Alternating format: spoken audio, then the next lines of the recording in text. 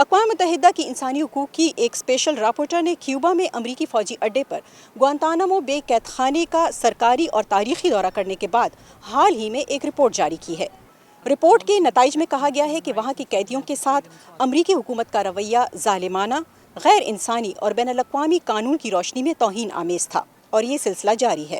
اقوام متحدہ کی نمائندہ خصوصی نے امریکی حکومت سے معافی مانگنے اور معاوضہ فراہم کرنے کا مطالبہ بھی کیا۔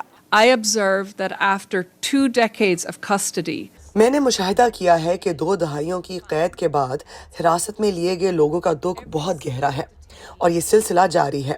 ہر ایک قیدی جس سے میں نے ملاقات کی اسے سخت بے رحمی کا سامنا کرنا پڑا۔ یہ اقدامات منظم طریقے سے حقوق کی پامالی، تشدد اور بغیر کسی وجہ کے حراست کا نتیجہ ہیں۔ اس رپورٹ کے نتائج پر ایک باضابطہ امریکی رد عمل جنیوا میں بین الاقوامی تنظیموں کے لیے امریکی مشن کی جانب سے جاری کیا گیا ہے۔ اس رد عمل میں کہا گیا ہے کہ امریکہ UN ایکسپرٹس کی طرف سے بیان کیے گئے بہت سے پہلوؤں اور قانونی دعووں سے متفق نہیں ہے۔ امریکہ کا موقف ہے کہ وہ بین الاقوامی اور ملکی قانون کے مطابق گوانتانامو کے قیدیوں کے ساتھ محفوظ اور انسانی سلوک فراہم کرنے کے لیے پرعزم ہے۔ صدر جو بائیڈن یہ کہتے آ رہے ہیں کہ وہ اس قید خانے کو بند کرنا چاہتے ہیں، لیکن ابھی ایسا کرنے کے لیے کوئی باقاعدہ منصوبہ پیش نہیں کیا گیا ہے۔ گوانتانامو بے قید خانہ 2002 میں اس وقت کے امریکی صدر جارج ڈبلیو بش نے قائم کیا تھا، جہاں 9/11 کے حملوں کے بعد دنیا کے مختلف ملکوں سے پکڑے گئے مشتبہ دہشت گردوں کو رکھا گیا۔ شروع میں یہاں تقریباً 800 قیدیوں کو لایا گیا، لیکن وقت گزرنے کے ساتھ ساتھ یہ تعداد کم ہوتی گئی۔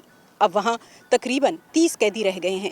زیادہ تر قیدیوں کو ان کے وطن واپس بھیج دیا گیا ہے، جبکہ کچھ کو، جن میں زیادہ تر یمنی قیدی تھے، ان کو دوبارہ آباد کرنے کے لیے دوسرے ملکوں میں بھیجا گیا تھا۔ گوانتانامو بے قید خانے میں ہر قیدی پر سالانہ $13 ملین خرچ ہو رہے ہیں۔ یہاں کی جیل اور فوجی عدالت امریکی ٹیکس دہندگان کی رقم پر چل رہی ہے۔ اس قید خانے پر 2002 سے اب تک $7 بلین خرچ ہو چکے ہیں۔ Nilofar Mughal, voice of America, Washington.